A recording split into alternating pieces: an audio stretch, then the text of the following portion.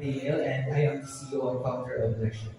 So, imagine a truck which carries heavy load of goods, and those goods are actually not good anymore because there's an efficiency in transportation, in logistics, because of electricity and efficiency distribution.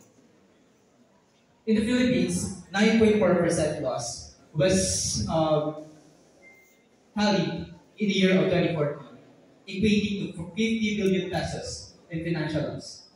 And high energy cost instability leads to operational disruptions and increased cost and risk in supply chain industry. High fuel deficiency, changes in managing perishable goods, and operational inefficiencies are the three main pain points of this. But if there's a solution that has real-time data analysis and anomaly detection and also user interface in 24 hours? So our solution, election.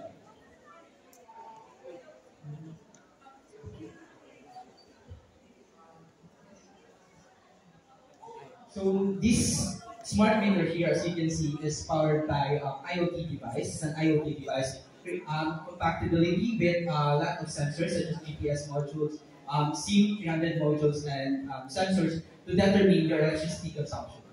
Also the mobile app, which analyzes data real time, and also has user-friendly interface and support 24/7 if there's an anomaly detection that's happening in your community. So here's our business model. With this business model, it can get a total revenue of 61.88% return on investment after 3 years, which is approximately 15 billion plus. It also addresses four UN Sustainable Developmental Goals. And here in our country, Electrify is the first product that has been launched, comparing to the traditional methods that is available right now.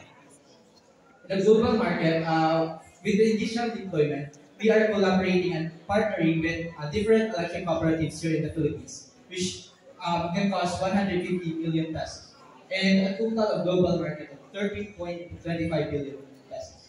And we are partnering with hoping to partner with different sectors, not just for private sectors, but also for government sector.